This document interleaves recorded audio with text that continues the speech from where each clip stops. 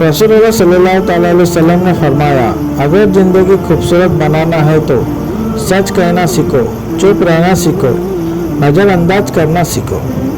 फरमान मुस्तफ़ा सल्लल्लाहु अलैहि वसल्लम, अपनी औरतों को सूरह वाक़िया सिखाओ क्योंकि यह मालदार करने वाली सूरत है।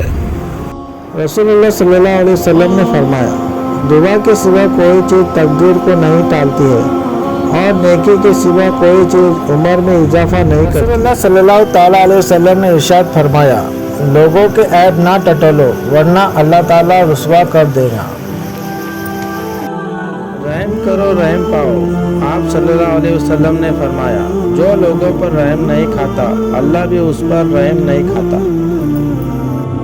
रसूलुल्लाह सल्लल्लाहु अलैहि वसल्लम ने इरशाद फरमाया, जो शख्स सुबह की नमाज पढ़ता है वो शाम तक अल्लाह के अमान में है। रसूलुल्लाह सल्लल्लाहु अलैहि वसल्लम ने इरशाद फरमाया, जिसने छींक मारते ही अल्हम्दुलिल्लाह कहा उसे पेट की बीमारी ना हो। हजरत अबू हुरैरा रज़ियल्लाहु अन्हा से रिवायत है कि रसूलुल्लाह सल्लल्लाहु अलैहि वसल्लम ने फरमाया, दुनिया मोमिन का कैद खाना और काफिर की जन्नत है।